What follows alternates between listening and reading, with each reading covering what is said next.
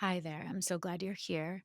Your time is precious, and because of that, I want to let you know right away what you'll gain by listening to the very last second of this episode. My conversation with Pernille Ripp focused on how the Danish education system prioritizes community well being over individual achievement.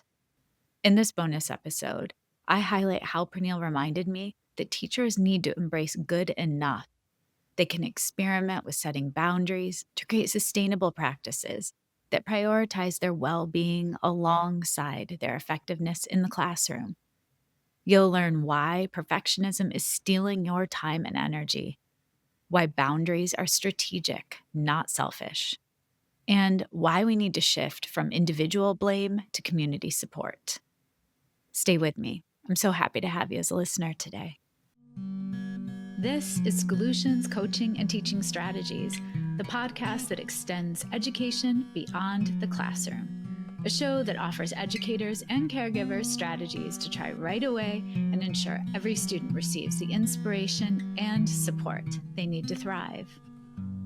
Welcome back to a special bonus episode of Solutions. I'm Olivia Wall, and I cannot stop thinking about my conversation with Pernille Ripp, where she shared about her teaching experience in Denmark. If you have not listened to that episode yet, pause this, go back, listen, and then circle back to this bonus episode.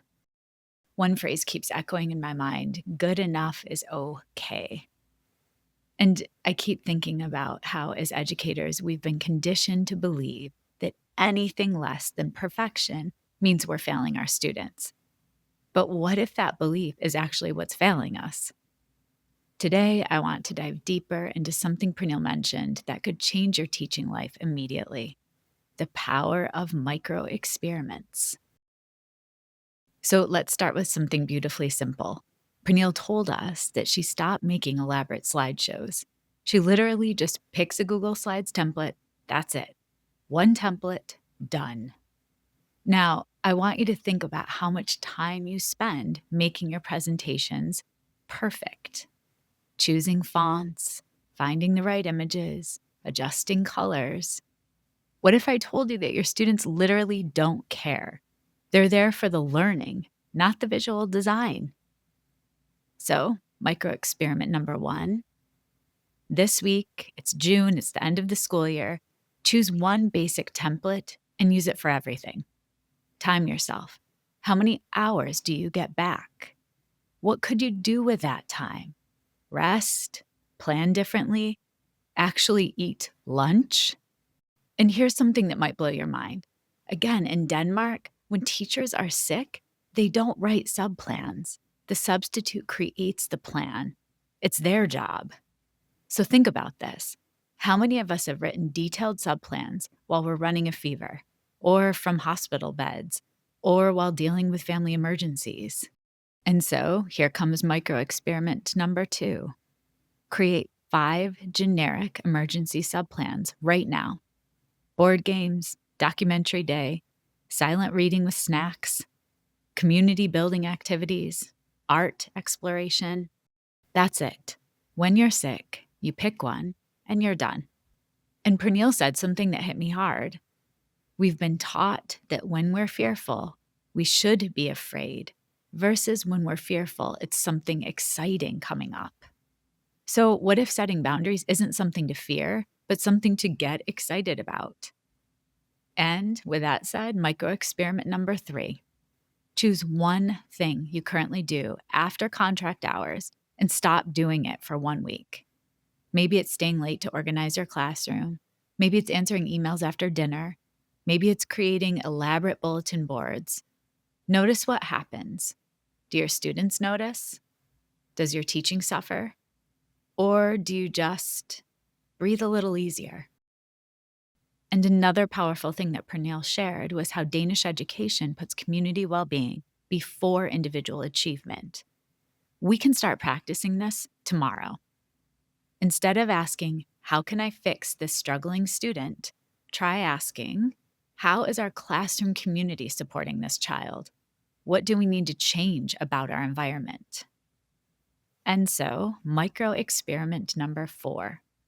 For 1 week, every time you're tempted to blame yourself for a student's struggle, instead ask, What does our community need to better support this child? And here's what really gets me. Pernille was told by her Danish colleagues, do you ever stop working? That's not healthy. And in America, we'd call someone who works constantly dedicated, passionate, innovative. In Denmark, they call it unhealthy.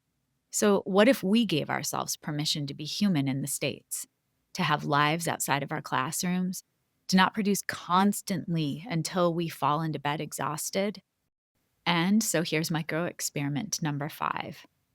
Set a timer for when you stop doing schoolwork each day. When it goes off, you're done. No exceptions. Notice the guilt that comes up and notice that the world doesn't end. And Pernille said something else profound. Fighting back takes so much energy. It's okay to fight back in a way that isn't loud and public, but that is saying, I'm going to preserve my energy to stay in this job because I want to still be here when all of this nonsense is gone. Sometimes the most radical thing we can do is take care of ourselves. Sometimes setting boundaries isn't giving up. It's strategic resistance. I hope if you're listening to this bonus episode, you're feeling inspired. And I would love for you to pick just one of these micro experiments. Don't try to do them all. That's the old perfectionist teacher talking. Pick one, try it for a week, notice what happens. And here's the thing. If it feels scary, that might mean it's actually what you need to try. Remember what Pernille was reminded of when she moved home to Denmark. You don't live to work, you work to live. You are not a machine. You are not supposed to be endlessly productive. You are a human being who happens to teach, not a teaching robot who happens to be human. And I want to just say, these aren't just individual wellness tips. When we take care of ourselves, we model for our students what healthy boundaries look like. We show them that adults can be whole people with rich lives outside of their work. We create sustainable practices that let us stay in education for the long haul. And maybe, just maybe, we start to shift the culture one good enough slideshow at a time.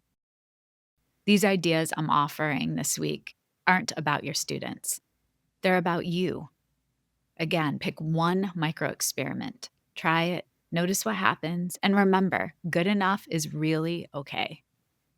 I'd love to hear from you about how these experiments go. Email me at solutionspodcast@gmail.com and tell me what you tried and what you discovered. I cannot wait to see you next Monday where our summer series kicks off. I will be offering you different tips you can try Mondays and Fridays to get ready so that September, the lift doesn't feel so heavy when the new school year begins. Take care of yourself with the same compassion you show to your students. You deserve it.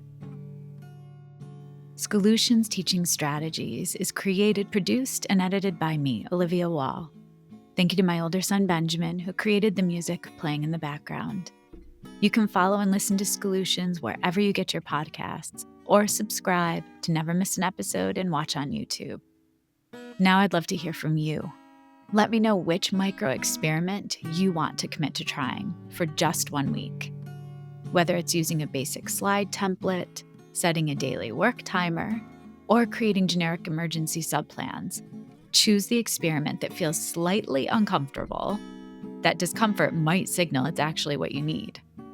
Notice what happens without judgment. And remember, you're not a teaching robot who happens to be human, but a human being who happens to teach. Tune in every Monday and Friday this summer. I will be offering you little mini episodes with ideas and tasks you can start to do so that when the school year kicks off in September, it doesn't feel like such a heavy lift. Until then, take care.